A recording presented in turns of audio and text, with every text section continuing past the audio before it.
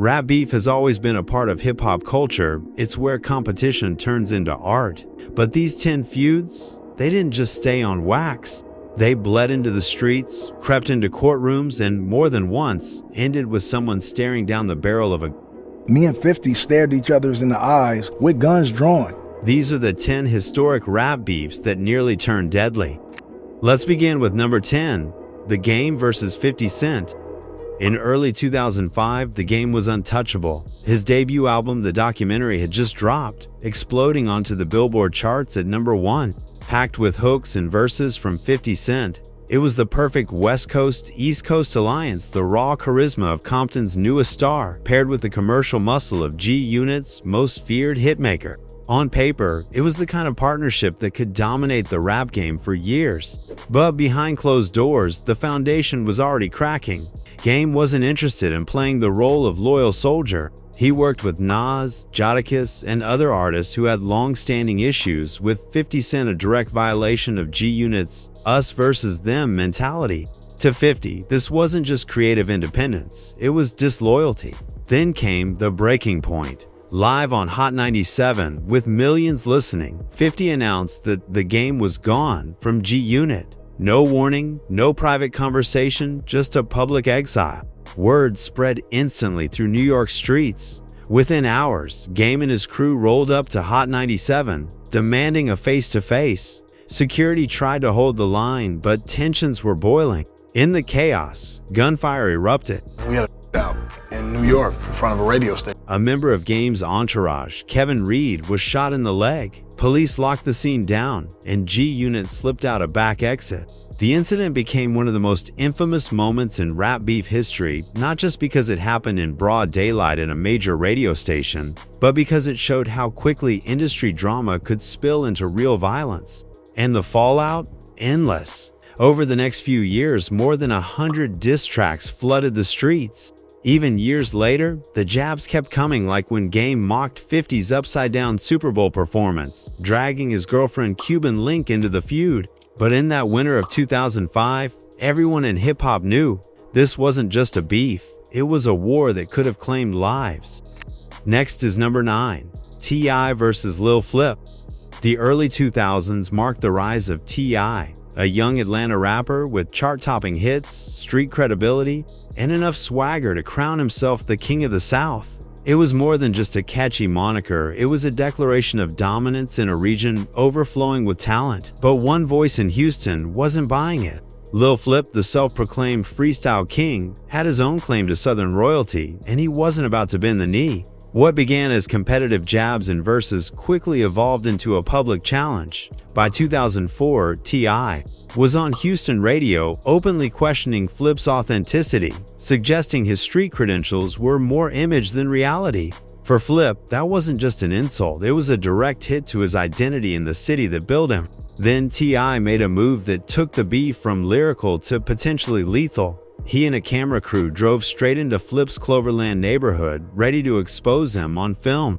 In street culture, pulling up uninvited, especially with cameras rolling, is a high-stakes gamble. Flip's crew was waiting. What happened next was chaos, a heated confrontation that exploded into an all-out brawl. Eyewitnesses say fists flew, voices shouted, and both sides had guns visible. The fact that not a single shot was fired that day remains one of the most remarkable and lucky outcomes in hip-hop beef history. T.I. would later admit in interviews that he knew how easily that scene could have turned into tragedy. The standoff only ended when Houston rap godfather Jay Prince stepped in, arranging a sit-down to squash the tension. That afternoon in Cloverland wasn't about music charts or record deals. It was about pride, respect, and survival, and the unspoken understanding that in the wrong moment, either man could have lost it all. At number 8, we have Cameron versus Jay-Z. By the mid-2000s, Rockefeller Records, once the gold standard of hip-hop empires, was already starting to fracture. The tension reached a boiling point when co-founder Dame Dash appointed Cameron as vice president without consulting Jay-Z. To Jay, it felt like a calculated power move. To Cam, it was simply business, but in the rap industry, business often cuts as deep as betrayal. What could have been a simple boardroom disagreement spilled straight into the booth. By 2006, Cameron was throwing both subliminal and direct shots. His track, You Gotta Love It, didn't just question Jay's career choices, it mocked him outright, and even took sly digs at Beyoncé, a move guaranteed to spark headlines.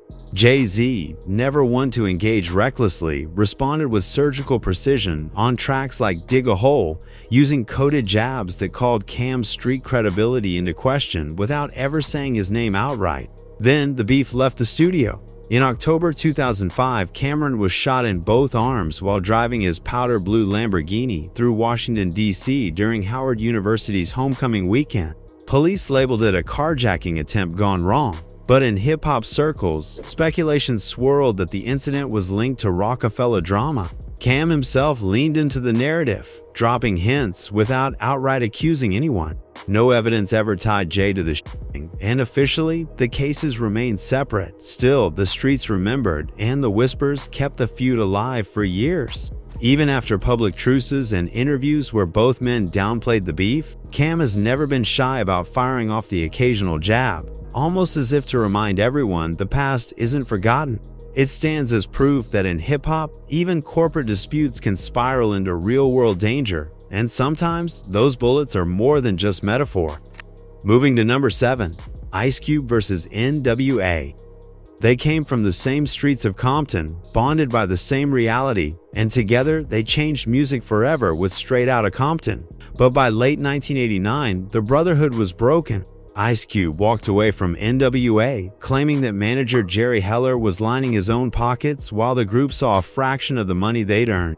The rest of NWA didn't let him leave quietly. On tracks, in interviews, and even in skits, they painted Cube as a backstabber of Benedict Arnold, who'd turned his back on the crew that put him on the map. Cube didn't just clap back, he dropped a nuclear bomb. His 1991 track, No Vaseline, remains one of the most vicious diss records in rap history. No subliminals, no subtlety. He called out each member by name, accused them of letting a white manager exploit them, and made it crystal clear. If they wanted smoke, he was ready. Behind the scenes, things were just as tense. Cube later admitted he carried a everywhere, believing Eazy-E's street-connected associates might try to catch him slipping.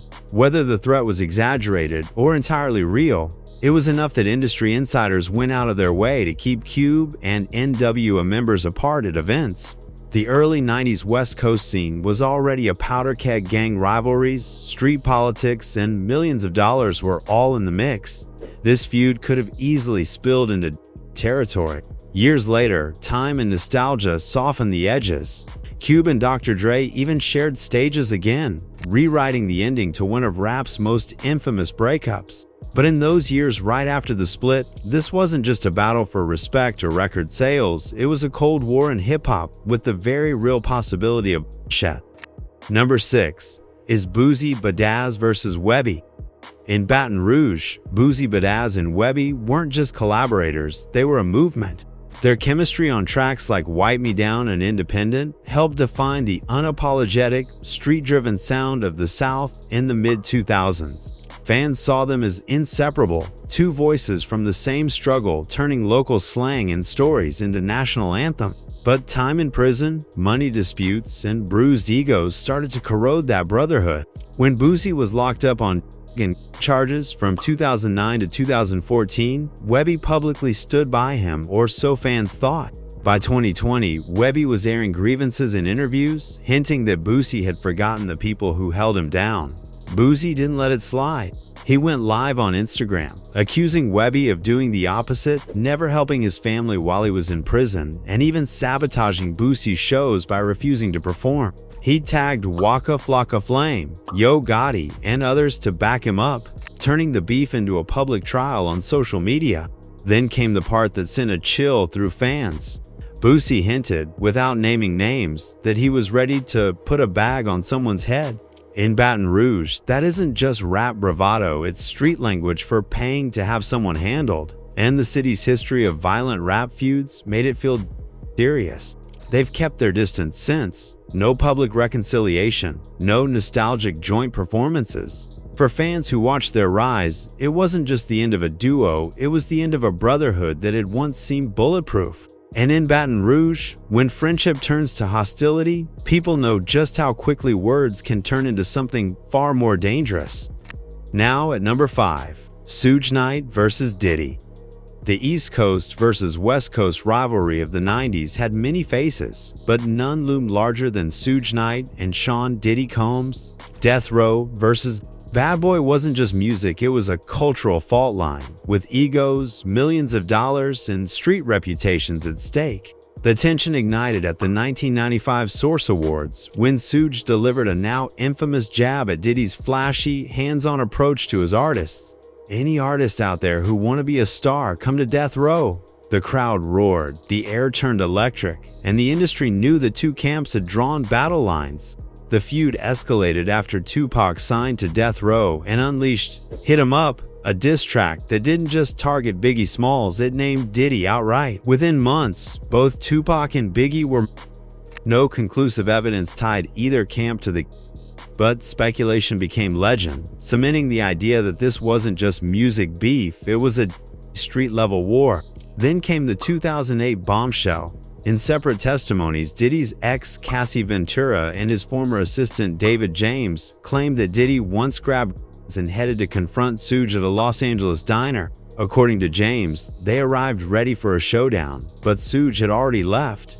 It was the first time I realized my life was in danger, James recalled. Publicly, both men have since played down the animosity. But in the shadows of hip-hop history, the tension between Suge and Diddy feels less like a chapter closed and more like a Cold War one that, at its peak, could have claimed lives on either side. Up next is number 4, Beanie Sigel vs. Jadakiss. In the early 2000s, Rockefeller Records and Rough Riders were two of the most respected powerhouses in hip-hop.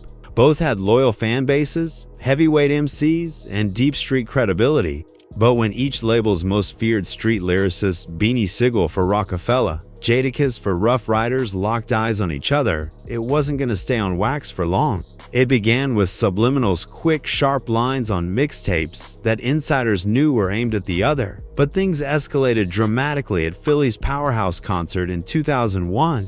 Jadakiss, performing in Beanie's hometown, called him out by name. Beanie, who was backstage, wasted no time. He stormed on stage mid-set and addressed Jada directly in front of a roaring crowd. The tension was so thick, security braced for a fight right there under the lights. What followed was a flurry of diss tracks.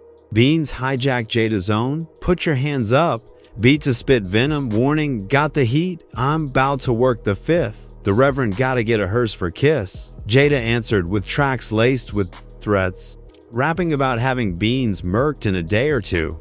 This wasn't just rap bravado. In interviews years later, Beanie admitted he was riding around Philadelphia, actively hunting for Jadakiss. Given both Entourage's reputations and the fact that Philly was already a city where rap beef could spill into the streets, fans and industry insiders were genuinely worried this was going to end in shit. It took mutual respect, time, and the business sense of survival for the two to eventually squash it. They even performed together later. But for those months in 2001, one wrong sighting could have turned this battle between lyrical titans into a deadly headline. Number 3. Gucci Mane vs. Jeezy. In 2005, Icy was meant to be a celebration of flashy, hook-heavy record pairing two of Atlanta's rising stars. But behind the scenes, it was already falling apart. Gucci Mane claimed Jeezy refused to show up for live performances. Jeezy, on the other hand, reportedly wanted the song for his own debut album Let's Get It, Thug Motivation 101. The business disagreement turned into something personal. The weren't just metaphorical. Gucci dropped Round 1, going directly at Jeezy's credibility. Jeezy responded with Stay Strapped, a diss track offering 1,000 bounty for Gucci's chain, an escalation that felt less like marketing and more like a green light. Then came the night that made this beef infamous. In May 2005, 5 armed men broke into the home where Gucci was staying in Decatur, Georgia. Gucci opened fire. When the smoke cleared, one of the Henry Pookie Law Clark III, a known associate of Jeezy, Gucci was arrested and charged with, but maintained it was self-defense. Prosecutors eventually dropped the case due to insufficient evidence, but the street narrative was set. This beef had claimed a life. The animosity simmered for years, cooling only briefly before boiling over again. In 2012, Gucci released The Truth, a diss so cold it sent shivers through the rap world. Go dig your partner up, bet he can't say sh-. It was a direct reference to Pookie Lock, the kind of line you can't walk back. In 2020, the impossible happened. Gucci and Jeezy agreed to a versus battle. Millions tuned in, half expecting a fistfight. Mid-set, Gucci repeated the Pookie Lock line, live and unedited. Jeezy stayed calm, steering the night toward a truce, at least publicly. But anyone who knew the history understood. This wasn't just rap beef. This was a war with a body count, and the tension still lingered in the room. 2. 50 Cent vs. Ja Rule, Murder Inc. Before the business empire, before the TV shows, 50 Cent was Curtis Jackson, a Queens hustler with a reputation for fearlessness and a long list of street enemies. His feud with Ja Rule began in 1999 after Ja was robbed for his chain in Queens by someone from 50's circle. It wasn't just about jewelry and hip-hop, that's a public humiliation. From there, the beef escalated quickly. 50 recorded Life's on the Line, a thinly veiled threat aimed straight at Ja and Murder Inc. What followed wasn't just lyrical warfare, it spilled into real life. At an Atlanta nightclub, both rappers had their chains snatched in separate altercations, turning the rivalry into a tit-for-tat street war. Then came the infamous Hit Factory incident in New York, 2000. Ja Rule, flanked by Murder Inc. artists, confronted 50 in the studio. In the chaos, rapper Black Child stabbed 50 in the chest, puncturing his lung. 50 survived, but months later, the violence hit a terrifying peak. Outside his grandmother's home in Queens, 50 was ambushed and shot 9 times at close range. Miraculously, he lived. The whispers in the streets connected the shooting to Murder Inc., though no charges ever proved it. The music got even more vicious. Ja Rule's Loose Change didn't just diss 50, it dragged Eminem's daughter and took aim at Dr. Dre. That crossed a line. 50, Eminem and Busta Rhymes clapped back with a ferocious remake of Hail Mary, positioning Ja as the ultimate target. The feud has mellowed in public only slightly, but the underlying hostility never died. In interviews, 50 still says, "It ain't over until one of us is gone." Coming from a man who's been stabbed, shot, and lived to tell the story that's not hyperbole. That's a threat wrapped in history, with blood already spilled. And finally, we get to number 1, Tupac Shakur versus the notorious B.I.G. It began as brotherhood. Tupac Shakur and Christopher Biggie Wallace weren't just two young rappers, they were allies. They performed together, shared advice about the game, and partied in the same circles. Biggie even once asked Pac to manage him.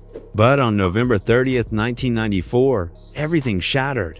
At Quad Recording Studios in Manhattan, Tupac was ambushed and shot 5 times in a robbery. He survived, but from his hospital bed, he pointed fingers not directly at Biggie for pulling the trigger, but at Bad Boy Records for knowing who did it and staying silent. Whether it was paranoia or truth, the seed of betrayal had been planted. The tension erupted into the full-blown East Coast versus West Coast rivalry. Tupac joined Suge Knight's Death Row Records, the West's most feared label, and unleashed Hit 'Em Up, arguably the most aggressive diss track in history. He accused Biggie of stealing his style, betraying their friendship, and even sleeping with his wife, Faith Evans. Biggie didn't sit quietly, he dropped Who Shot Ya?, a track recorded earlier but released after Pac's shooting. Whether coincidence or calculated move, many saw it as a mocking response. The beef spilled into every corner of hip-hop, interviews, award shows, magazine covers. Fans picked sides. Crews rolled deep, armed for anything. Then came September 7, 1996. Tupac, riding in Suge Knight's BMW after a Mike Tyson fight in Las Vegas, was gunned down in a drive-by. He died 6 days later. 6 months after that, on March 9, 1997, Biggie was killed in Los Angeles in eerily similar circumstances. Both murders remain unsolved. Theories point to gang retaliation, record label politics, and even law enforcement cover-ups. What's certain is this: their feud didn't just nearly turn deadly, it claimed 2 of hip-hop's greatest. leaving scars on the culture that still ache nearly 3 decades later. These 10 beefs prove that in hip-hop, the line between art and reality can disappear in a heartbeat. Pride, betrayal, and street politics can turn lyrics into gunfire. Some of these men are still here, others aren't. And for every beef you've heard of, there are dozens more that never made the headlines but could have ended the same way. So I'll leave you with this. In a culture built on competition, where's the line? And when the music stops, who's really left standing?